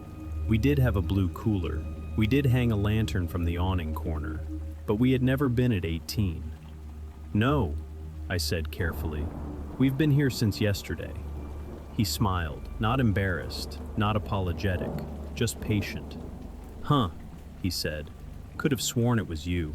He shifted his weight and glanced past our RV toward the inner curve of the loop. Site 18 was visible from where we stood. Empty. No RV, no tent, no vehicles, just a picnic table and a fire ring. "I remember the setup," he added. "Same chairs, too." My wife stepped out of the RV behind me. "What's that?" she asked. "He thought we were at 18 last night," I said. She frowned. "We've been here the whole time." He gave a small shrug. "Maybe someone with the same gear then." He started walking again, unhurried, like the correction didn't matter. But something about the way he'd said it stayed with me. Not the mistake, the confidence. He hadn't been guessing. He'd been placing us somewhere specific. That evening, after dinner, I walked casually past 18. I told myself it was just curiosity. The site was clean, undisturbed. No tire marks in the gravel that looked fresh. No flattened grass where a tent had been. No ash in the fire ring from a recent burn. If someone had camped there the night before, there would have been signs. There weren't. As I walked back, I replayed what he'd said. blue cooler, lantern hanging off the corner, same chairs. Those weren't random details. Those were things he would have had to stand near to notice clearly, or walk past more than once. At 8:30 p.m., while we were sitting outside, I saw him again, 2 sites down, talking to a different couple, hands in his pockets, leaning slightly forward as if sharing something useful. I couldn't hear the conversation, but I noticed where he stood when he glanced around. He looked at 18 again, longer than he looked at anything else.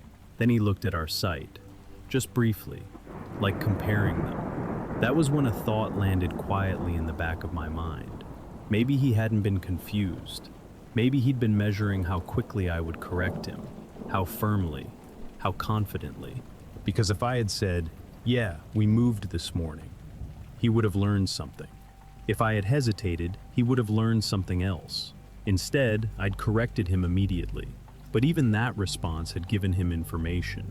He knew now that I paid attention, that I tracked details, that I wouldn't casually agree with something inaccurate.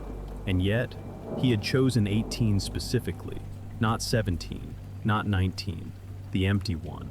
The one with a clear line of sight to our door from behind the tree line.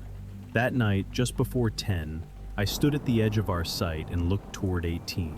Still empty, still dark. But for the first time, I imagined what it would look like if someone stood there quietly. If someone wanted a vantage point that didn't technically belong to them. And that was when I realized something that made my stomach tighten. He hadn't mistaken our location. He had positioned us somewhere else on purpose. To see if I would step into the version of events he suggested.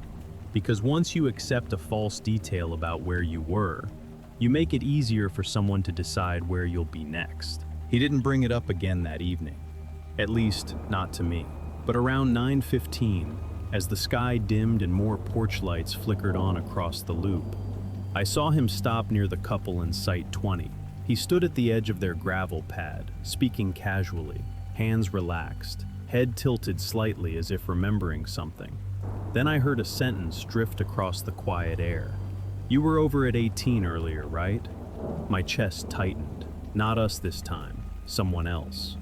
The man in 20 laughed. "No, we've been here all weekend." Same response I'd given, same correction. The stranger nodded. "Must have mixed you up with someone else," he said lightly. He moved on, again unbothered, again unconcerned about being wrong. But he wasn't collecting correct answers, he was collecting reactions. I walked slowly toward the restroom path, pretending to throw something away, just to get a better angle of 18. Still empty, still dark. No vehicle parked there, no tent staked down. But the ground around the tree line looked disturbed, not dramatically, just scuffed, like someone had stepped through pine needles more than once. I crouched slightly and looked closer. Fresh footprints, not deep, but recent enough that the edges hadn't softened. They didn't lead to the picnic table. They led behind it, toward the tree line, toward the narrow space between 18 and our site. That was when I understood the positioning more clearly. If someone stood just inside the trees behind 18, they could see directly into our setup without being fully visible from the road. And if we had actually been at 18 the night before, like he suggested, that would have meant he'd already tested the sightline, already evaluated the angle. At 9:47 p.m., he walked past our site again, didn't stop, didn't speak, but as he passed, he glanced at 18, then at me. Just a half-second look, as if checking whether I had investigated it yet. He wasn't trying to convince me anymore. He was trying to see whether I was paying attention to the right thing. Later that night, around 12:30, I heard movement near the tree line. Not footsteps on gravel, softer, pine needles shifting, a branch brushing lightly against fabric. I didn't turn on a floodlight, I didn't shout. I just stepped quietly toward the edge of our site and stared into the dark between 18 and us. It was deep enough that shapes dissolved, but I could tell something had been there moments before. The silence had weight to it, the kind that follows a pause in motion. I waited. Nothing emerged. After a minute, I walked toward 18 directly, crossed the gravel, stepped into the edge of that empty pad. The ground felt slightly compressed near the trees, as if someone had been standing in one place for a while, watching.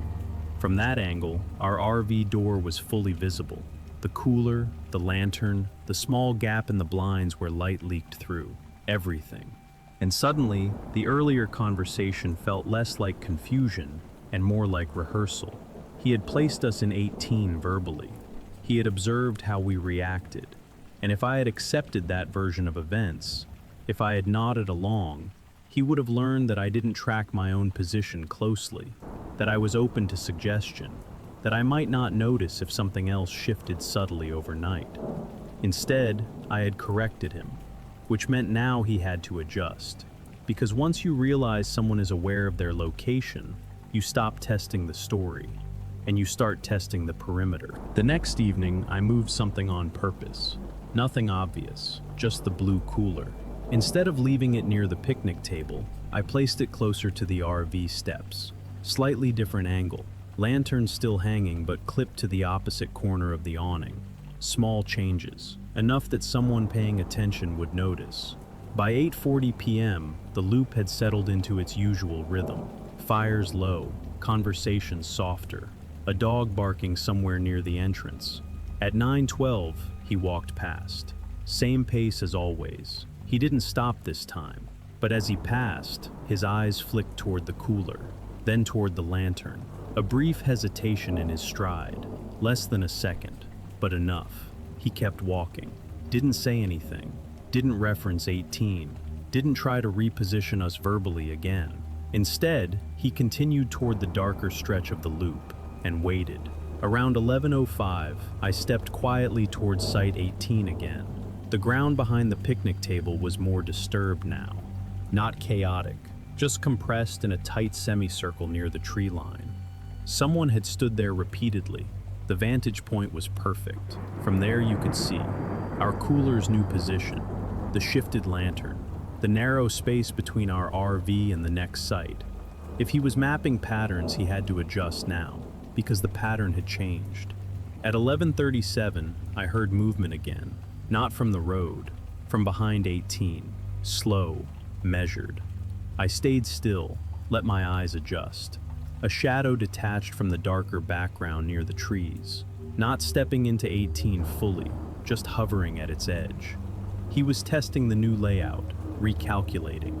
I stepped forward deliberately, so my silhouette was visible against our light. He froze. For a moment, neither of us moved. No words, no confrontation, just awareness. Then he shifted backward into the trees and disappeared without stepping onto gravel. That detail mattered. He avoided noise, avoided detection, avoided the part of the site that would leave obvious trace.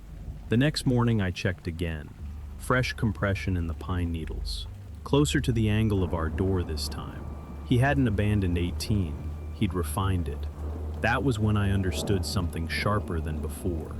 He wasn't trying to convince people they'd moved. He was testing how grounded they were in their own version of events. If someone said, "Yeah, we were at 18 last night," he would know they were flexible with facts. Flexible people are easier to misdirect. But if someone corrected him quickly, he shifted to testing how they responded to perimeter pressure instead. Because if he couldn't move your memory, he would see whether he could move your comfort. And the empty site wasn't empty anymore. It was a tool, a neutral space, a place he could occupy without technically belonging to anyone. And that's what made it more dangerous than a booked campsite. No one checks on an empty one. No one assumes someone is standing there, unless they've been told they used to be there themselves. On Sunday evening, I did something that probably looked strange to anyone watching from a distance. I carried one of our folding chairs over to Site 18. Not permanently, not like we were moving, just enough to sit there, to occupy it, to remove the neutrality of the space. My wife watched me from our site. "You really think he's using that spot?" she asked quietly. "I think he likes that it's unused," I said. Site 18 felt different when you stood in it intentionally. No longer an empty pad. Now it was claimed, even if only temporarily. I sat there for nearly 20 minutes as dusk settled. The view was exactly what I expected. Clear line of sight to our RV door. Clear view of the cooler. Perfect angle toward the blind in the side window.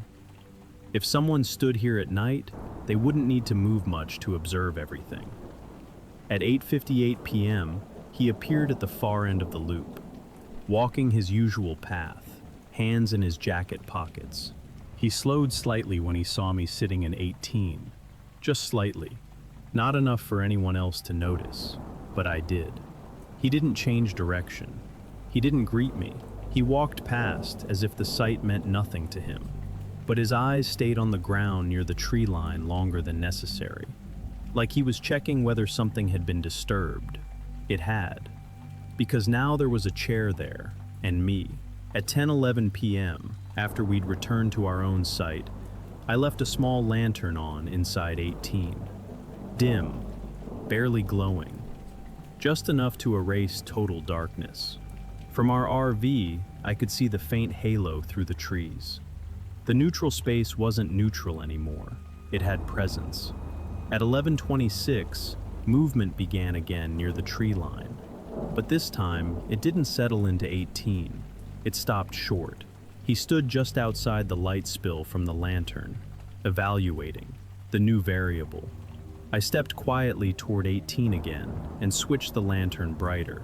The sudden increase in light forced the shadow backward, not running, just retreating, calculating. He didn't step onto the gravel. He didn't risk crossing into a space that now felt occupied. That was the moment everything became clear. He didn't want confrontation. He wanted blind angles. He wanted unclaimed ground. He wanted space that no one would defend because technically it wasn't theirs. The next morning, a small handwritten sign appeared at the campground host board. Please report anyone occupying unregistered campsites after dark. No names, no accusations, just a reminder. The loop felt subtly different that final day. People walked their dogs slower. Chairs stayed out longer. More eyes scanned the empty spaces between sites. He wasn't gone. I saw him once more near the entrance road, but he wasn't drifting between loops anymore. He was watching arrivals, new campers, new setups, new people who didn't yet know which sites were empty.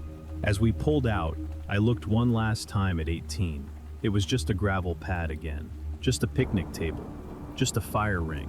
But now I understood why he had chosen it. Not because it was empty, because it was believable. Because if he could convince someone they'd been there before, he could make that space feel connected to them. And if a space feels connected to you, you're less likely to question why someone is standing in it. He never needed to own a site, he just needed to suggest one. The last night felt quieter than it should have. Not peaceful, just aware. More porch lights stayed on across the loop. More people lingered outside past 10. Conversations stretched longer, as if no one wanted to retreat fully into fabric and fiberglass. The empty spaces weren't empty anymore. They were watched. I didn't see him that evening, not walking the loop, not offering corrections, not placing anyone in the wrong site. But absence can be as intentional as presence. Around 10:40 p.m., I walked towards Site 18 one final time. No chair there now, no lantern, just gravel cooling in the dark. I stood in the same spot near the tree line where the pine needles had been compressed earlier in the weekend. From there, I could see 3 RV doors clearly. Mine, the one beside us, the one across the road. I could also see which blinds were fully closed and which had a narrow gap, which coolers were latched, which chairs had been folded and stored, which ones were left out. It wasn't just a vantage point, it was a catalog position. Someone standing here long enough would understand patterns. Who sleeps early? Who checks outside at odd hours? Who leaves gear unattended overnight? That was when the full mechanism locked into place. He hadn't cared whether we believed we'd been at 18. He cared whether we defended our narrative. Because if someone casually accepts a false detail about their own movement, they're less likely to notice when something else shifts slightly. A cooler moved, a chair nudged, a storage hatch tried quietly once. But if someone corrects him quickly, he doesn't abandon them. He just switches from testing memory to testing territory.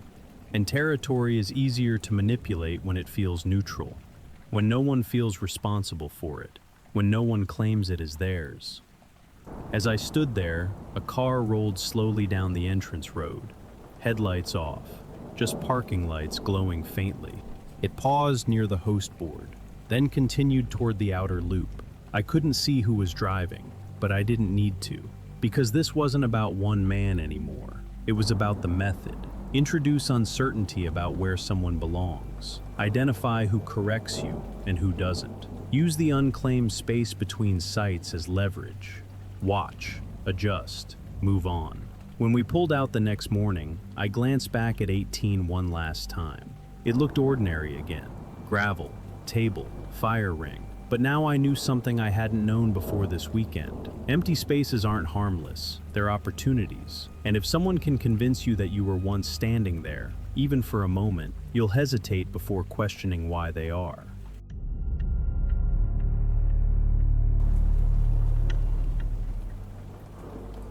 The power died at 11:43. I know the exact time because I looked at my phone the second the fan stopped. One moment the RV hummed the way it always does at night. Soft, white noise. Refrigerator cycling.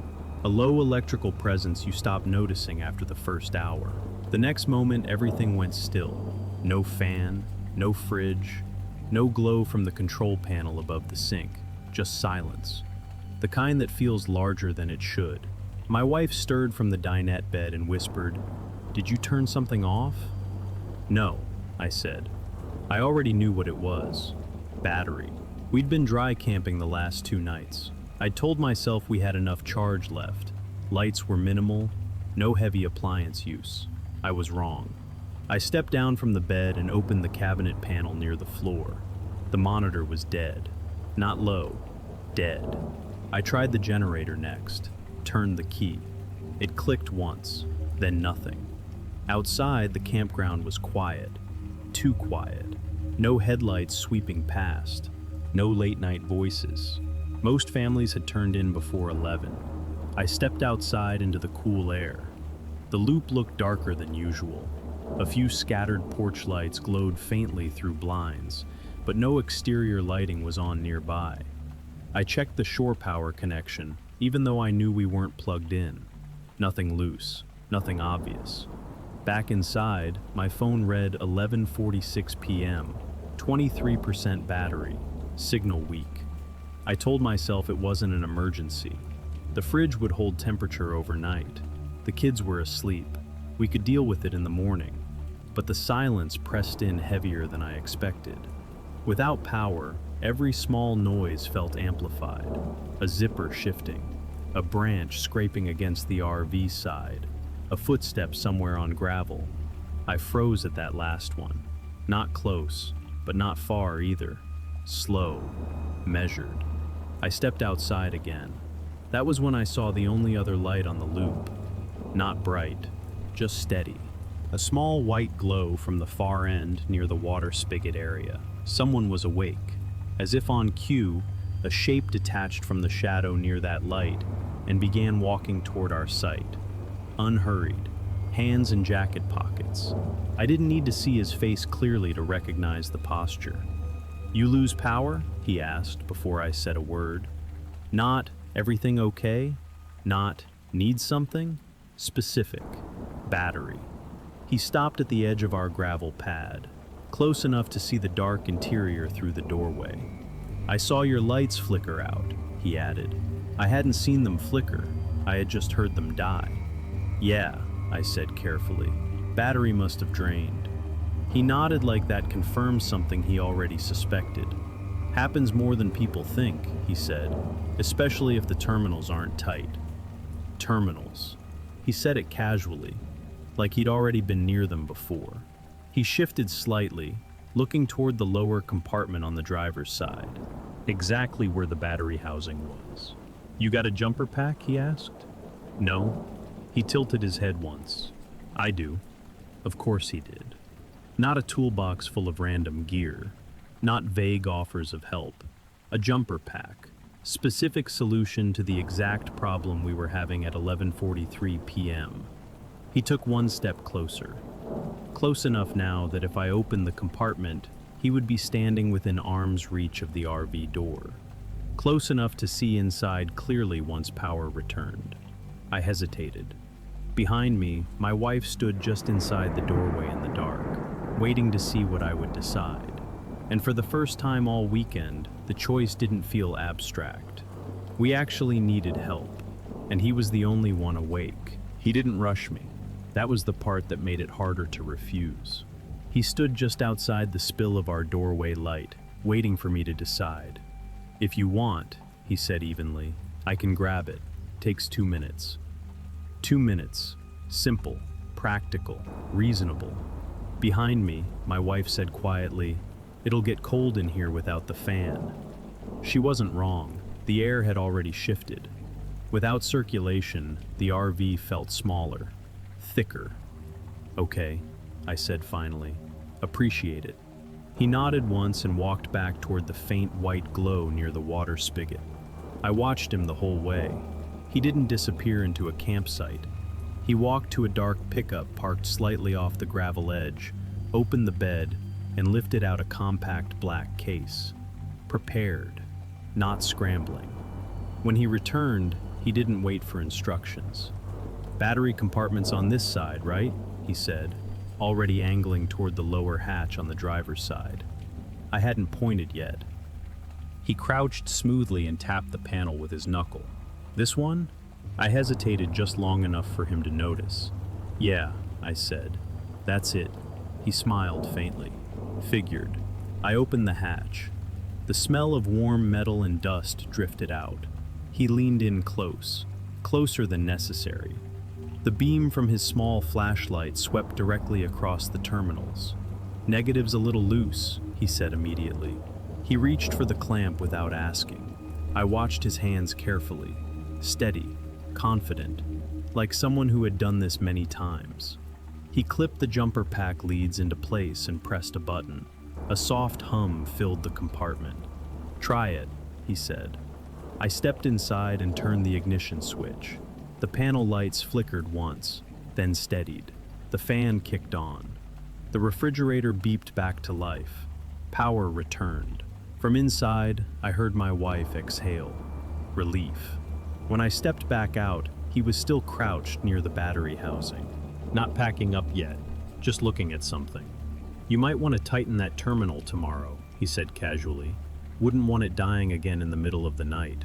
The way he said middle of the night felt deliberate, as if he expected that to be when it mattered most. He removed the clamps slowly, closed the jumper pack. But before I shut the compartment hatch, I noticed something subtle. The negative terminal bolt. It looked recently turned, cleaner around the edge than the surrounding metal. Maybe I'd missed it earlier. Maybe it had vibrated loose on the drive in. Or maybe someone had tested it before 11:43. He stood up and brushed pine dust from his knee. "All good now," he said. Then, almost as an afterthought, "Good thing you weren't over at 18 tonight. That angle gets colder." I didn't respond immediately. We had never accepted being at 18. I had corrected him clearly the night before. Yet he said it again, not as a mistake, as a reference point, as if 18 was still part of our narrative, whether we agreed or not. "Yeah," I said finally. "Good thing." He held my gaze for a second longer than comfortable. Then he turned and walked back toward his truck. The loop went quiet again. Power restored.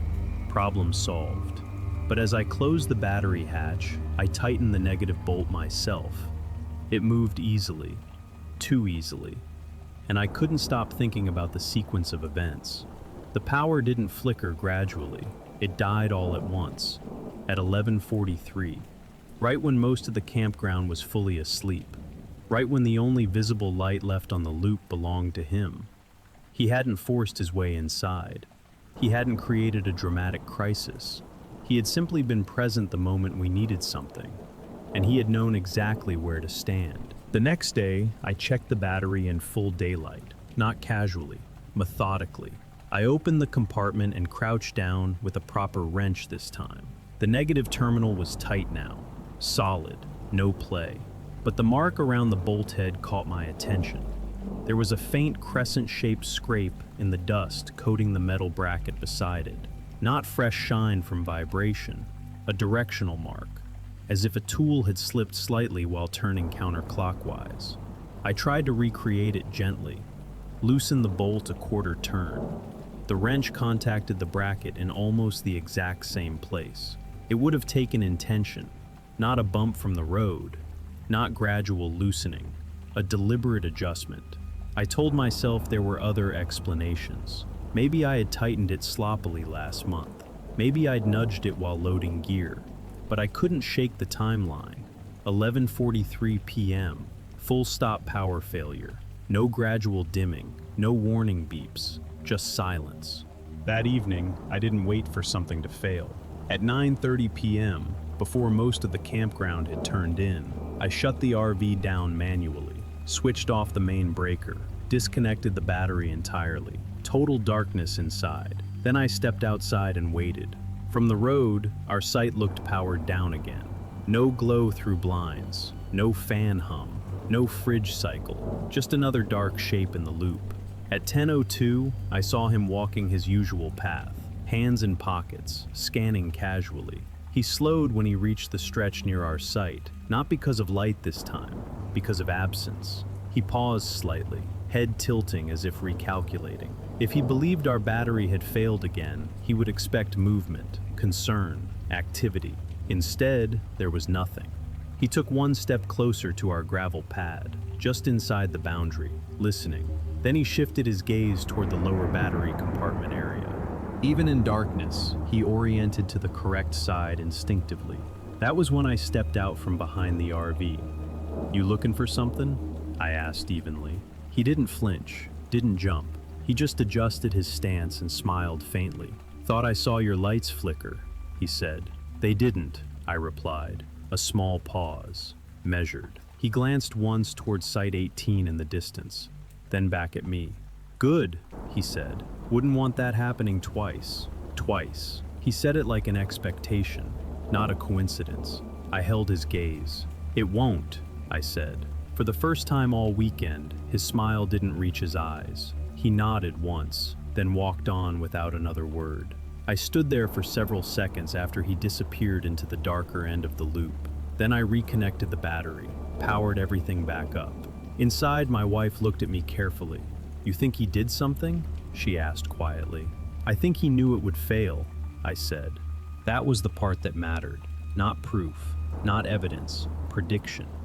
Because if someone can predict your failure to the minute, they either caused it or they tested how quickly you would accept it. And both possibilities meant the same thing. He wasn't helping, he was timing. The confirmation didn't come from him. It came from a different family. Late the next afternoon, while dumping gray water near the station, I struck up a conversation with a man parked 2 rows over. Mid-30s, 2 kids, travel trailer slightly older than ours. "Everything holding up?" I asked casually. He laughed. "Yeah, had a weird battery issue the first night though. My grip tightened on the hose." "What happened?" "Just died out of nowhere, around midnight. Guy down the loop had a jumper pack. Saved us. Midnight. Not 7 p.m., not late afternoon. Midnight. He just happened to be awake?" I asked. "Yeah," he said. "Said he saw our lights flicker. Same phrasing, same detail." I kept my tone neutral. "Terminal loose?" The man nodded immediately. "That's what he said. Tightened it for us." He smiled. "Nice guy. Lucky he was around." Lucky. That word settled heavy. "Which site's he at?" I asked. The man frowned slightly. "Not sure. Dark pickup. Parks near the spigot sometimes. Same truck, same positioning." Back at our RV, I opened the battery compartment again. This time I didn't look at the bolt. I looked at the surrounding dust. There were faint white marks along the inside lip of the hatch. Not dramatic, just slightly cleaner arcs where fingers might have braced while leaning in. I tried to remember. Had I leaned there myself? Maybe. But now the pattern was larger than one loose terminal. 2 families. Same time window. Same explanation. Same solution ready. That night, I didn't cut power. I didn't test anything. I just watched. At 11:32 p.m., the loop was still. At 11:41, a faint glow disappeared 2 rows over. Not ours, theirs. I waited. At 11:44, he emerged from the darker end of the loop, walking toward their site, unhurried, exactly as he had toward ours. I didn't move, didn't intervene. I just observed the sequence. He stopped at the edge of their gravel pad, spoke briefly, then disappeared from my line of sight as he crouched near their battery compartment. 2 minutes later, their interior lights returned. From a distance, it looked helpful, efficient, neighborly, but the timing was too precise, too consistent. When he finished, instead of walking directly back to his truck, he paused halfway between our site and theirs, stood still for a few seconds, as if deciding something. Then he continued on, not toward the entrance, not toward the restroom, toward Site 18, the empty one. He didn't stand in the open this time. He slipped behind the tree line, same semicircle of compressed pine needles I'd seen before, watching. Not the family he'd just helped, not the bright RV near the curve, watching the darker middle stretch, where fewer people kept exterior lights on, where vulnerability felt more common. That was when the final layer settled into place. The power failure wasn't the goal. The assistance wasn't the goal. The goal was proximity, a reason to be invited close, to open compartments, to stand within arm's reach of doors, to look inside without appearing intrusive. If he loosened a terminal, it was subtle enough to be dismissed as vibration. If he didn't, he still learned which rigs drained faster, which families panicked quickly, which ones hesitated. He wasn't sabotaging recklessly, he was studying responses. And by the time most people realized how specific his timing was, he was already walking toward the next darkening light. I didn't confront him. I didn't accuse him. Instead, I changed one variable. The next night, before quiet hours, I walked the loop and knocked on 3 doors. Not dramatically, just neighbor to neighbor. "Hey," I said casually, "if your battery dies late tonight, don't wait. I've got a jumper pack." 2 of them smiled and thanked me. 1 of them laughed. "We're good, but appreciated." I didn't mention his name. I didn't mention suspicion. I just removed exclusivity, because that was his leverage, not the battery, not the loose terminal. Exclusivity, being the only solution awake at 11:43. By 10:30, more exterior lights stayed on than usual. More people lingered outside talking softly. Visibility increased, availability diversified. At 11:39, the loop was quiet but not blind. At 11:44, no lights flickered out. At 11:51, I saw him walking from the far end again. Same pace, same posture. But this time, when he reached the middle stretch, he slowed. There were too many lights, too many silhouettes, too many people still awake. He stood for a moment near the water spigot area, waiting, listening. No sudden darkness, no panicked voices, no single RV collapsing into silence. He shifted his weight once, looked down the loop, then up toward the entrance road, and for the first time, he didn't approach anyone. He walked back toward his truck, slowly, not defeated, just recalculating. The following morning, his pickup wasn't parked near the spigot. It wasn't parked anywhere on the loop. I asked the man from 2 rows over if he'd seen him. "Who?" he said. "The guy with the jumper pack." He thought for a moment. "Oh, haven't seen him today." Neither had I. Before we left, I checked our battery compartment one final time. Terminals tight, dust undisturbed, no fresh crescent scrape. As we pulled out of the campground, I watched the loop recede in the side mirror. Lights visible, doors open, people moving freely between sites. The system worked differently when help wasn't monopolized. He didn't need to break into anything. He didn't need to force entry. He just needed to be the only answer when something failed. And once that answer was no longer exclusive, he moved on. I don't know whether he loosened our terminal. I don't know whether he simply noticed weaknesses faster than we did. But I know this. The night our power died, he wasn't surprised. And the night everyone stayed visible, he wasn't interested.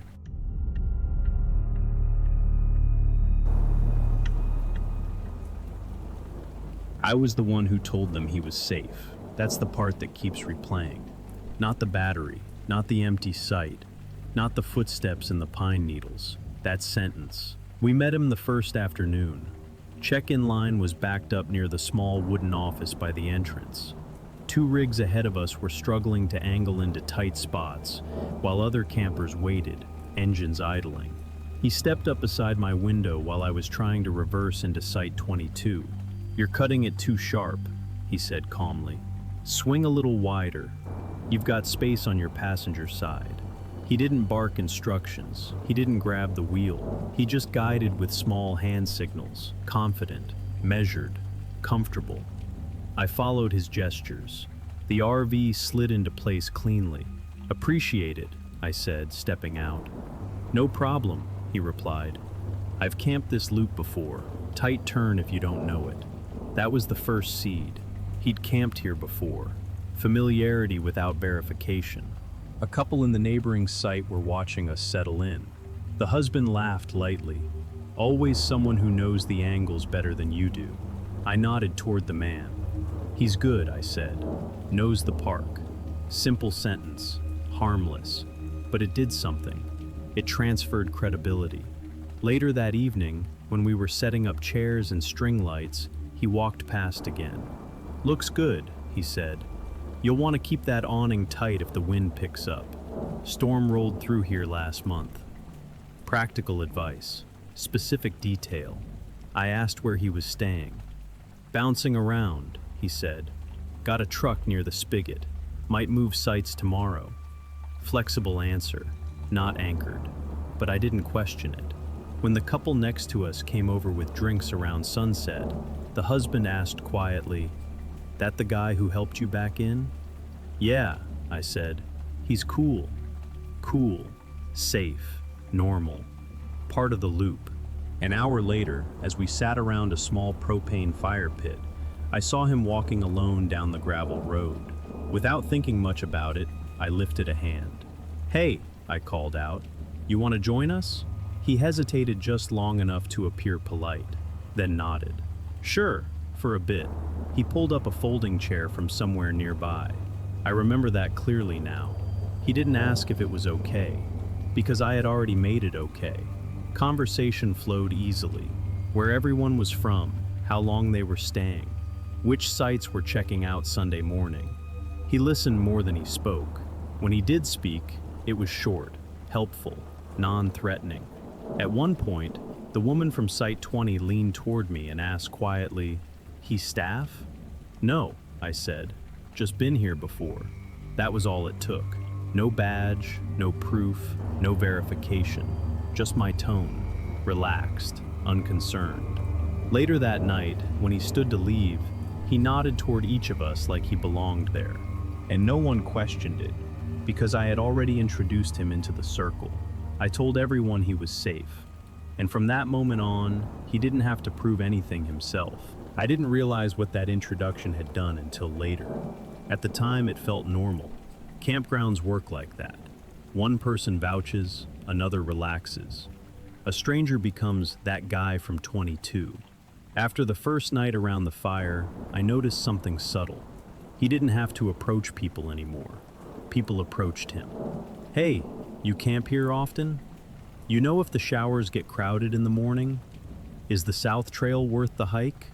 And every time someone asked him something, they glanced at me first, just briefly, checking, confirming, and I would nod, or shrug casually, or say something like, "Yeah, he's been around."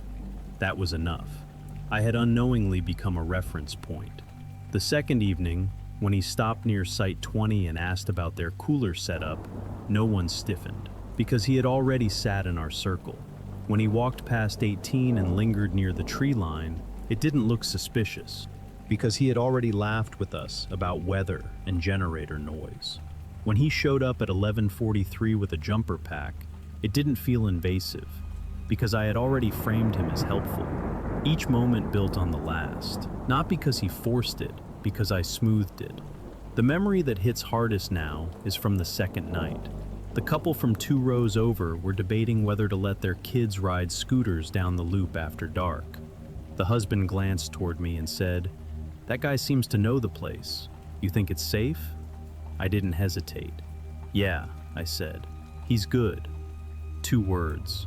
He's good. They let the kids ride. Nothing dramatic happened. No chase, no confrontation. But that wasn't the point. The point was that my confidence carried weight. I didn't know his last name. I didn't know which site he officially occupied. I didn't know whether he had even checked in. But I had shared a fire with him, and that felt like enough. Later, when the light curfew story spread, no one questioned its source. He didn't have to claim authority loudly. He had proximity, and proximity feels like proof. When he helped with battery issues, people didn't look at him as a stranger crouched near their compartments. They saw the guy who sat in 22's fire circle, the guy I'd waved over, the guy I'd called cool. That word again, cool. I started replaying the weekend in reverse order. Every small acceptance, every nod, every casual endorsement. It formed a chain. He never once said, "Trust me." He never had to, because I said it for him. The new family arrived Sunday morning. Out-of-state plates, rental RV, 2 young kids who looked more excited than prepared. They struggled backing into Site 19. I felt a brief flash of recognition. That had been us 2 days earlier.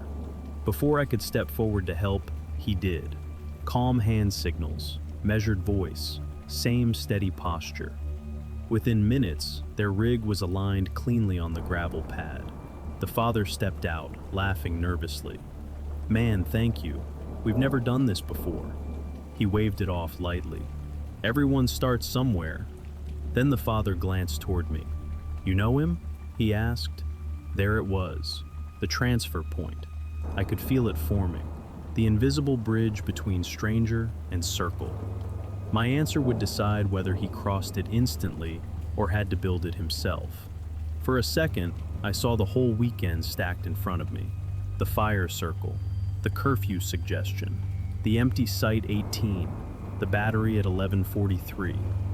The way he always arrived at the exact moment vulnerability appeared. The mother stepped down from the passenger side and smiled politely. "He seems nice," she said. Nice. That word again. The father waited for my response. Not suspicious, not guarded, just looking for confirmation, a local reference, a social anchor. I realized then how easy it would be to repeat it. He's good. He knows the park. He's been around. 2 seconds of reassurance, and the chain would extend. Instead, I heard myself say, "I don't really know him." Not accusatory, not dramatic, just neutral. The father nodded slowly. "Oh," he said. Something shifted in his posture, subtle, almost invisible, but present. The bridge didn't form automatically this time. He stood there for another second, then clapped the father lightly on the shoulder. "You'll get the hang of it," he said, and walked back toward the spigot area without waiting to be invited further. No fire circle that night. No chair pulled close. No immediate integration. The family in 19 kept their exterior light on longer than most. The kids stayed near their door. The father stepped outside twice after 10 to look down the loop before turning in. Nothing happened. No confrontation, no accusation, no exposed sabotage. But the dynamic had changed, not because he altered his behavior, because I altered mine. And that's when the weight of it finally settled. All weekend, he had operated within a network I unknowingly built for him. He didn't infiltrate us. I introduced him. He didn't claim authority. I transferred it. He didn't demand trust. I normalized it. And once that normalization stopped, he had to work again. As we packed up to leave, I looked around the loop one last time. Strangers talking cautiously. Neighbors verifying small details. People asking quiet follow-up questions instead of assuming. It felt different, not paranoid, just aware. The father from 19 waved at me as they finished leveling their rig. "Appreciate the honesty," he said casually. Honesty. Such a small correction, such a late one. As we pulled out of the campground, I thought about how fragile social proof really is. how easily it moves from one mouth to another, how quickly a stranger becomes safe because someone says he is. He never once asked me to vouch for him. He didn't need to, because the first time he helped us back into a tight space, I did it willingly. I told everyone he was safe, and that was enough. The message came 3 days after we got home. It was from the father in Site 20. We had exchanged numbers casually the second night, mostly to share photos of the kids roasting marshmallows. Nothing important. His text was short. Hey, random question. That guy who helped with the battery, do you know his last name? I stared at the screen longer than I should have. No, I typed back. Why? There was a pause. Then, someone tried our storage hatch around 2 a.m. Sunday. Didn't get in. Just weird timing. 2 a.m. Not dramatic. Not forced open. Just tested. My mind went immediately to the sequence. Battery at 11:43. Lights returning. People relaxing. Assuming everything was normal. What happened? I asked. Nothing taken, he replied. Latch wasn't fully closed. Might have been nothing. But it felt like someone checked it. Checked it. That word carried weight. Not broken. Not smashed. Checked. I put my phone down and walked to the kitchen window. Outside, our driveway looked harmless. Quiet. Suburban. But my brain replayed the campground in layers. The fire circle. The way he'd leaned forward to listen when someone mentioned leaving early Sunday. The way he'd asked which sites were checking out first. Information, not random curiosity. I scrolled back through the photos from the weekend. At first, everything looked ordinary. Kids smiling, folding chairs, string lights. Then I started noticing edges. In the background of one picture near the restroom path, a figure near the tree line. Not centered, not posing, just present. In another photo from the second night, while we were mid-conversation, you could see him slightly out of focus behind us, standing, watching, not sitting anymore. I zoomed in. The expression was neutral, not smiling, not engaged in the joke everyone else was laughing at, just scanning. I switched to a short video clip my wife had taken of the fire pit. At the very edge of the frame, before she panned toward the kids, you could see him glancing down the loop towards Site 18. Timing, angle, repetition. Nothing criminal, nothing definitive, but a pattern. I texted the father back. Did you see him after that? Another pause. No, his truck wasn't there in the morning. That was the detail that stayed with me. He didn't linger after Sunday night. He didn't wait for goodbyes. He left once proximity was established and the weekend was winding down. The storage hatch hadn't been forced, just tested. Maybe he didn't even open it. Maybe he only confirmed what he needed to know. I thought back to the moment the new family in 19 asked me if I knew him. If I had said yes again, confidently, casually, would their latch have been checked too? Would their kids have ridden scooters later than they should have? There was no headline, no police report, no dramatic reveal, just small disturbances, small adjustments, small validations, and one repeated sentence echoing in my head, he's good. That sentence traveled further than I ever did that weekend, further than the fire circle, further than the loop.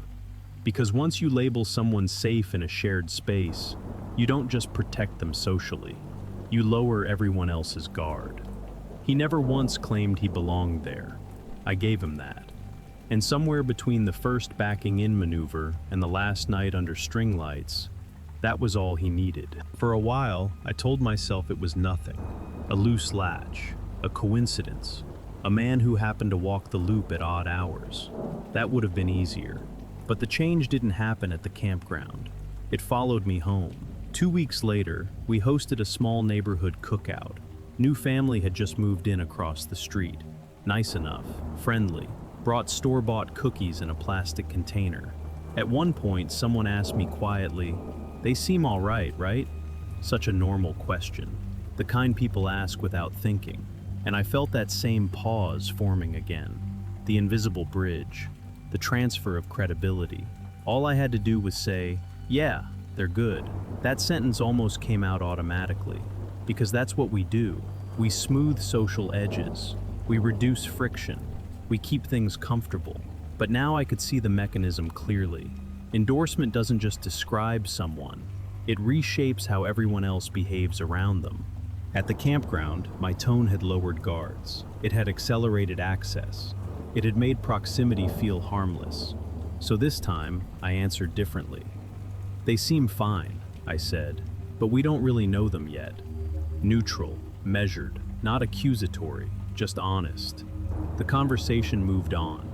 No drama, no fallout, but the habit had been broken. I went back to the photos from the trip again that night, not to analyze him, to analyze myself. In almost every image, I was relaxed, leaning back, laughing, waving him closer. He never once forced entry into our circle. He waited at its edge, and I widened it.